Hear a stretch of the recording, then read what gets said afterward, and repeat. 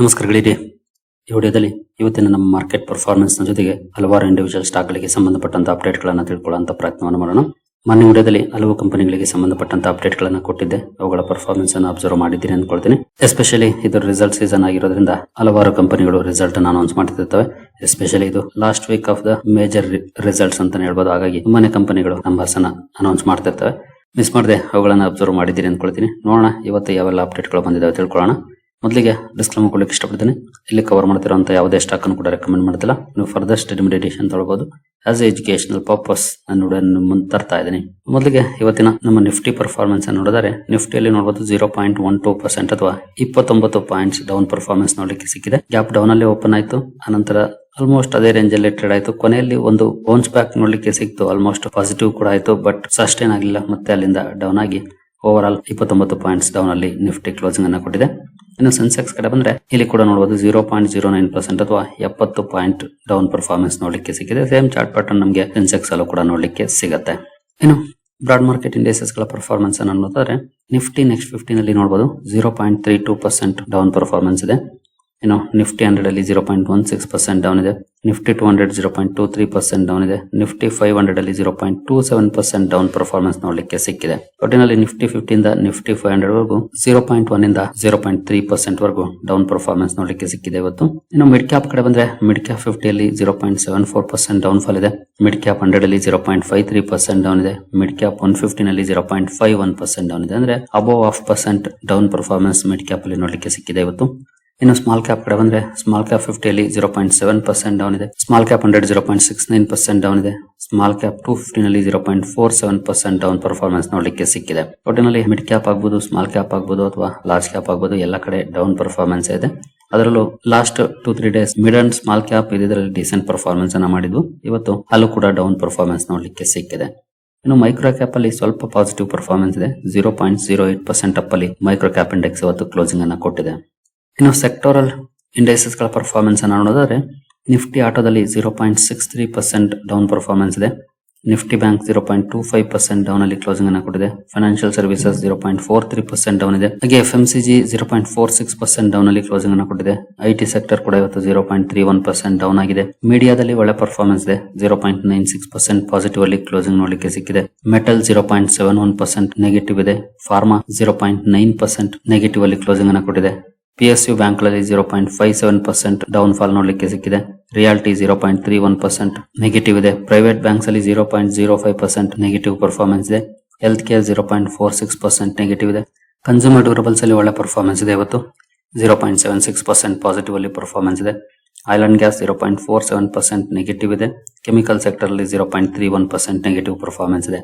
So over all media and consumer durables ಅನ್ನು ಹೊರತುಪಡಿಸಿದ್ರೆ ಇನ್ನೆಲ್ಲೂ positive performance ಬರಲಿಲ್ಲ. ಎಲ್ಲ ಕೂಡ ನೆಗೆಟಿವ್ ಅಲ್ಲೇ ಪರ್ಫಾರ್ಮೆನ್ಸ್ ಅನ್ನ ಮಾಡಿದ್ವಿ. ಆದ್ರೆ ಬಿಲೋ 1% ಡೌನ್ ಫಾಲ್ ಇದೆ. ಎಲ್ಲೂ ಅಬೋವ್ 1% ಡೌನ್ ಪರ್ಫಾರ್ಮೆನ್ಸ್ ನೋಡ್ಲಿಕ್ಕೆ ಸಿಗಲಿಲ್ಲ. ಅದೇ ಪಾಸಿಟಿವ್ ಅಂತ ಹೇಳ್ಬೋದು ಇವತ್ತಿನ ಪರ್ಫಾರ್ಮೆನ್ಸ್ ಅನ್ನ ನೋಡಿದ್ರೆ. ಸ್ವಲ್ಪ ಜಾಸ್ತಿ ನೆಗೆಟಿವ್ ಪರ್ಫಾರ್ಮೆನ್ಸ್ ಅಂದ್ರೆ ಅದು ಆಟೋ ಸೆಕ್ಟರ್ ಅಲ್ಲಿ ಸ್ವಲ್ಪ ಮೋರ್ ದೆನ್ 0.5% ಇದೆ. ನಿಫ್ಟಿ ಫಾರ್ಮಾದಲ್ಲಿ ನಿಯರ್ಲಿ 1% ಡೌನ್ ಫಾಲ್ ಇದೆ. ಅದೇ ಸ್ವಲ್ಪ ಜಾಸ್ತಿ ಡೌನ್ ಪರ್ಫಾರ್ಮೆನ್ಸ್ ಅಂತ ಹೇಳ್ಬೋದು. ಅದಕ್ಕಿಂತ ಹೆಚ್ಚಿನದಾಗಿ ಎಲ್ಲೂ ಡೌನ್ ಫಾಲ್ ನೋಡ್ಲಿಕ್ಕೆ ಸಿಗಲಿಲ್ಲ.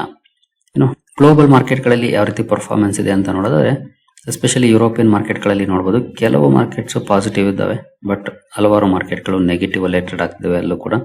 ಇನ್ನು ಏಷ್ಯನ್ ಮಾರ್ಕೆಟ್ ಗಳ ಕಡೆ ಬಂದ್ರೆ ಏಷ್ಯಾದಲ್ಲಿ ಇದರಲ್ಲಿ ಬೆಟರ್ ಪರ್ಫಾರ್ಮೆನ್ಸ್ ಇದೆ ಅಂತ ಹೇಳ್ಬೋದು. ಮೆಜಾರಿಟಿ ಮಾರ್ಕೆಟ್ಸ್ ಪಾಸಿಟಿವ್ ಅಲ್ಲಿ ಇದ್ದಾವೆ. ಇಲ್ಲೂ ಕೂಡ ಕೆಲವೊಂದು ನೆಗೆಟಿವ್ ಇದಾವೆ, ಬಟ್ ಮೆಜಾರಿಟಿ ಮಾರ್ಕೆಟ್ಸ್ ಪಾಸಿಟಿವ್ ಅಲ್ಲೇ ಟ್ರೇಡ್ ಆಗ್ತಿದಾವೆ ಏಷ್ಯನ್ ಮಾರ್ಕೆಟ್ ಅಲ್ಲಿ.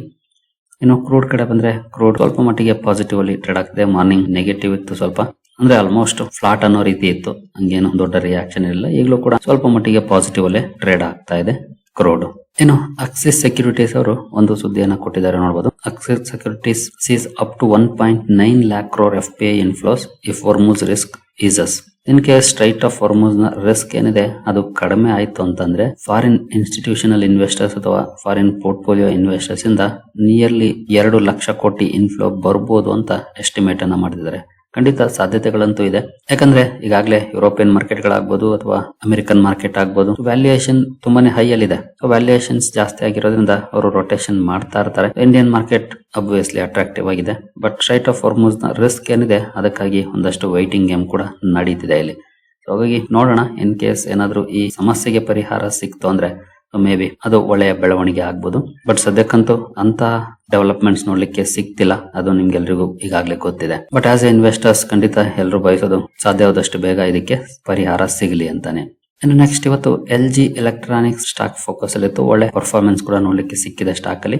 ಕಾರಣ ಕಂಪನಿಯ ರಿಸಲ್ಟ್ ಮಾರ್ನಿಂಗ್ ವಿಡಿಯೋದಲ್ಲಿ ನಾನು ರಿಸಲ್ಟ್ ಅನ್ನ ಕವರ್ ಮಾಡಿದ್ದೆ. ರಿಸಲ್ಟ್ ಗೆ ಒಳ್ಳೆ ರಿಯಾಕ್ಷನ್ ಬಂದಿದೆ, ಜೊತೆಗೆ ಹಲವು ಬ್ರೋಕರೇಜಸ್ ರೇಟಿಂಗ್ ಅನ್ನು ಕೂಡ ಕೊಟ್ಟಿದ್ದಾರೆ. ಅದೆಲ್ಲವೂ ಕೂಡ ಒಂದಷ್ಟು ಪಾಸಿಟಿವ್ ಇಂಪ್ಯಾಕ್ಟ್ ಅನ್ನ ಕ್ರಿಯೇಟ್ ಮಾಡಿದೆ LG ಎಲೆಕ್ಟ್ರಾನಿಕ್ಸ್ ಇಂಡಿಯಾ ಶೇರ್ ಅಲ್ಲಿ. ಇನ್ನು ಮುಂದುವರಿಯ ಮುಂಚೆ ನಾಡಿದ್ದು ಅಂದ್ರೆ ಭಾನುವಾರ ನಾವು ಮೈಸೂರಲ್ಲಿ retirement and wealth planning workshop ನ ಕಂಡಕ್ಟ್ ಮಾಡ್ತಾ ಇದೀವಿ. ಇದರಲ್ಲಿ ಯಾರಾದ್ರೂ ಅಟೆಂಡ್ ಮಾಡ್ಲಿಕ್ಕೆ ಬಯಸಿದ್ರೆ ಡಿಸ್ಕ್ರಿಪ್ಷನ್ ಅಲ್ಲಿ ಲಿಂಕ್ ಇದೆ, ರಿಜಿಸ್ಟರ್ ಮಾಡ್ಕೊಳ್ಬಹುದು. ಏನಿರುತ್ತೆ ಏನಿರಲ್ಲ ಅಂತ ಇಲ್ಲೂ ಕೂಡ ಬ್ರೀಫ್ ಆಗಿ ಮೆನ್ಷನ್ ಮಾಡಿದೀವಿ. ಹಾಗೆ ಇದ್ರ ಬಗ್ಗೆ ಡೀಟೇಲ್ ವಿಡಿಯೋನು ಕೂಡ ಈಗಾಗಲೇ ನಾನು ಕವರ್ ಮಾಡಿದೀನಿ. ಒಂದ್ಸಲ ನೋಡಿ ಬರೋದಕ್ಕೆ ಸಾಧ್ಯ ಆಗುವಂತವ್ರು ರಿಜಿಸ್ಟರ್ ಮಾಡ್ಕೊಳ್ಬಹುದು. ಇನ್ನು ಅದಾನಿ ಎನರ್ಜಿ ಶೇರ್ ಫೋಕಸ್ ಅಲ್ಲಿ ಒಳ್ಳೆ ಪರ್ಫಾರ್ಮೆನ್ಸ್ ಕೂಡ ನೋಡ್ಲಿಕ್ಕೆ ಸಿಕ್ಕಿದೆ. ಎಸ್ಪೆಷಲಿ ಕಂಪನಿ ಒಂದು ಸುದ್ದಿಯನ್ನ ಕೊಟ್ಟಿದೆ, ವೈಸಾ ಪವರ್ ಟ್ರಾನ್ಸ್ಮಿಷನ್ ಕಂಪನಿಯನ್ನ ಅಕ್ವೈರ್ ಮಾಡ್ಕೊಳ್ಳೋ ಬಗ್ಗೆ ಅಪ್ಡೇಟ್ ಅನ್ನ ಕೊಟ್ಟಿದೆ. ಈ ಸುದ್ದಿ ಒಂದಷ್ಟು ಪಾಸಿಟಿವ್ ಇಂಪ್ಯಾಕ್ಟ್ ಅನ್ನು ಕೂಡ ಇವತ್ತು ಸ್ಟಾಕ್ ಅಲ್ಲಿ ಕ್ರಿಯೇಟ್ ಮಾಡಿದೆ. ನೋಡಬಹುದು, company executed A share purchase agreement with REC power development and consultancy limited. It said in a regulatory filing ಅಲ್ಲಿ ಈ ಮಾಹಿತಿಯನ್ನ ಕಂಪನಿ ಕೊಟ್ಟಿದೆ. ಇದು ಸ್ಟಾಕ್ ಅಲ್ಲೂ ಕೂಡ ಸ್ವಲ್ಪ ಮಟ್ಟಿಗೆ ಪಾಸಿಟಿವ್ ಇಂಪ್ಯಾಕ್ಟ್ ಅನ್ನ ಕ್ರಿಯೇಟ್ ಮಾಡಿದೆ. ಇನ್ನು BDL ಕೂಡ ಫೋಕಸ್ ಅಲ್ಲಿತ್ತು, ಎಸ್ಪೆಷಲಿ ರಿಸಲ್ಟ್ ಕಾರಣಕ್ಕೆ. ನೆಟ್ ಪ್ರಾಫಿಟ್ ನೋಡಬಹುದು 6 ಪಟ್ಟು ಜಾಸ್ತಿ ಆಗಿದೆ, 119 ಕೋಟಿ ತಲುಪಿದೆ. ರೆವಿನ್ಯೂ ಕೂಡ ಮೋರ್ ದನ್ ಡಬಲ್ ಆಗಿದೆ ಇಯರ್ ಆನ್ ಇಯರ್, 131% ಜಂಪ್ ಆಗಿದೆ ರೆವಿನ್ಯೂ ವೈಸ್. ನೆಟ್ ಪ್ರಾಫಿಟ್ 119 ಕೋಟಿ ನಿಯರ್ಲಿ. ಹಿಂದಿನ ವರ್ಷ 18 ಕೋಟಿ ರೆವಿನ್ಯೂ ಫ್ರಮ್ ಆಪರೇಷನ್ಸ್ 131% ಜಂಪ್ ಆಗಿದೆ, ಅಂದ್ರೆ 572 ಕೋಟಿ, 248 ಕೋಟಿ ಹಿಂದಿನ ವರ್ಷ. ಒಳ್ಳೆ ಜಂಪ್ ಕಂಡು ಬಂದಿದೆ, ಹಾಗಾಗಿ ಒಳ್ಳೆ ರಿಯಾಕ್ಷನ್ ಕೂಡ ಸ್ಟಾಕ್ ಅಲ್ಲಿ ಇವತ್ತು ನೋಡ್ಲಿಕ್ಕೆ ಸಿಕ್ಕಿದೆ BDL ಅಲ್ಲಿ.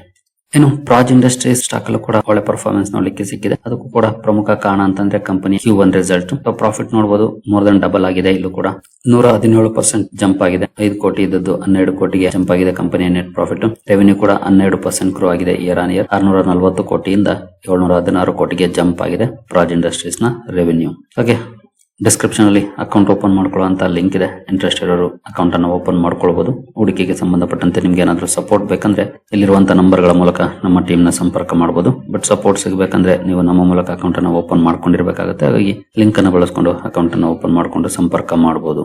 ಇನ್ನು mini diamonds India limited focus ಅಲ್ಲಿ ಇತ್ತು. ಕಾರಣ ಕಂಪನಿ ಒಂದು ಆರ್ಡರ್ ನ ಪಡ್ಕೊಂಡಿದೆ. ನೋಡಬಹುದು 14.25 ಕೋಟಿ ಆರ್ಡರ್ ನ ಮಿನಿ ಡೈಮಂಡ್ಸ್ ಪಡ್ಕೊಂಡಿದೆ. ಈ ಸುದ್ದಿ ಕಾರಣಕ್ಕೆ ಸ್ಟಾಕ್ ಫೋಕಸ್ ಅಲ್ಲಿ ಇತ್ತು ಇವತ್ತು. ಹಾಗೆ ಟಾರಿಲ್ ಅಂದ್ರೆ ಟ್ರಾನ್ಸ್ಫಾರ್ಮರ್ಸ್ ಅಂಡ್ ರೆಕ್ಟಿಫೈಯರ್ಸ್ ಇಂಡಿಯಾ ಲಿಮಿಟೆಡ್ ಕೂಡ ಸುದ್ದಿಲಿತ್ತು. ಕಾರಣ ಕಂಪನಿ ಲಾರ್ಜ್ ಆರ್ಡರ್ ಅನ್ನ ಪಡ್ಕೊಂಡಿದೆ. ಲಾರ್ಜ್ ಆರ್ಡರ್ ಅಂತಂದ್ರೆ ನೋಡಬಹುದು 100 ಕೋಟಿಯಿಂದ 500 ಕೋಟಿ ವರೆಗಿನ ಆರ್ಡರ್. ಈ ಸುದ್ದಿ ಕಾರಣಕ್ಕೆ ಟ್ರಾನ್ಸ್ಫಾರ್ಮರ್ಸ್ ಅಂಡ್ ರೆಕ್ಟಿಫೈಯರ್ಸ್ ಇಂಡಿಯಾ ಕೂಡ ಫೋಕಸ್ ಅಲ್ಲಿತ್ತು ಇವತ್ತು.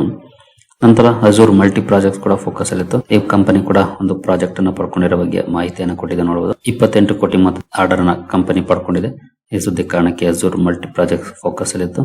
ಹಾಗೆ ಕಲ್ಪತರು ಪ್ರಾಜೆಕ್ಟ್ಸ್ ಇಂಟರ್ನ್ಯಾಷನಲ್ ಲಿಮಿಟೆಡ್ ಕೂಡ ಸುದ್ದಿಲಿತ್ತು. ನೋಡಬಹುದು KPIL awarded new orders of 3526 crores, 3526 ಕೋಟಿ ಆರ್ಡರ್ ನ ಕಂಪನಿ ಪಡ್ಕೊಂಡಿದೆ. ಈ ಬಗ್ಗೆ ಮಾಹಿತಿಯನ್ನು ಕೊಟ್ಟಿದೆ. ನೋಡಬಹುದು EPC order for an industrial plant in India, orders in the power transmission and distributor business in India, residential buildings order in India. ಈ ಸೆಗ್ಮೆಂಟ್ ಅಲ್ಲಿ 3526 ಕೋಟಿ ಆರ್ಡರ್ ನ ಪಡ್ಕೊಂಡಿದೆ. ಈ ಬಗ್ಗೆ ಮಾಹಿತಿಯನ್ನ ಕಲ್ಪತರು ಪ್ರಾಜೆಕ್ಟ್ಸ್ ಇಂಟರ್ನ್ಯಾಷನಲ್ ಲಿಮಿಟೆಡ್ ಇವತ್ತು ಕೊಟ್ಟಿದೆ. ಇನ್ನು DMR ಇಂಜಿನಿಯರಿಂಗ್ ಕೂಡ ಸುದ್ದಿಯಲ್ಲಿತ್ತು. ಈ ಕಂಪನಿ ಕೂಡ ನೋಡಬಹುದು 1.6 ಕೋಟಿ ಮೊತ್ತದ ಆರ್ಡರ್ ಅನ್ನ ಪಡ್ಕೊಂಡಿದೆ. ಈ ಆರ್ಡರ್ ಕಾರಣಕ್ಕೆ ಸ್ಟಾಕ್ ಫೋಕಸ್ ಅಲ್ಲಿತ್ತು. ಇದರ ಜೊತೆಗೆ ಆಹಾ ಸೋಲಾರ್ ಕೂಡ ಸುದ್ದಿಯಲ್ಲಿತ್ತು. ಈ ಕಂಪನಿ ಕೂಡ ಒಂದು ರೂಫ್ ಟಾಪ್ ಸೋಲಾರ್ ಪ್ರಾಜೆಕ್ಟ್ ಅನ್ನ ಪಡ್ಕೊಂಡಿದೆ. ಅಮೌಂಟ್ ಎಷ್ಟದು ಅಂತ ಮಾಹಿತಿಯನ್ನು ಕೊಟ್ಟಿಲ್ಲ. ಬೆಸ್ ರಾಜಧಾನಿ ಪವರ್ ಲಿಮಿಟೆಡ್ ಇಂದ ಈ ಪ್ರಾಜೆಕ್ಟ್ ಅನ್ನ ಪಡ್ಕೊಂಡಿದೆ. ಈ ಸುದ್ದಿ ಕಾರಣಕ್ಕೆ ಸ್ಟಾಕ್ ಫೋಕಸ್ ಅಲ್ಲಿತ್ತು. ಹಾಗೆ ಸಿಂಪ್ಲೆಕ್ಸ್ ಕ್ಯಾಸ್ಟಿಂಗ್ ಕೂಡ ಸುದ್ದಿಯಲ್ಲಿತ್ತು. ಈ ಕಂಪನಿ ಕೂಡ ನೋಡಬಹುದು ನಿಯರ್ಲಿ 11 ಕೋಟಿ ಆರ್ಡರ್ ನ ಪಡ್ಕೊಂಡಿದೆ. ಈ ಸುದ್ದಿ ಕಾರಣಕ್ಕೆ ಸಿಂಪ್ಲೆಕ್ಸ್ ಕ್ಯಾಸ್ಟಿಂಗ್ಸ್ ಕೂಡ ಫೋಕಸ್ ಅಲ್ಲಿತ್ತು ಇವತ್ತು. ನೋಡಬಹುದು 1200 metric ton of manufacturing and supply of fabricated steel structures ಅನ್ನ ಸಪ್ಲೈ ಮಾಡುವಂತದ್ದು. ಈ ಸುದ್ದಿ ಕಾರಣಕ್ಕೆ ಸ್ಟಾಕ್ ಇವತ್ತು ಫೋಕಸ್ ಅಲ್ಲಿತ್ತು.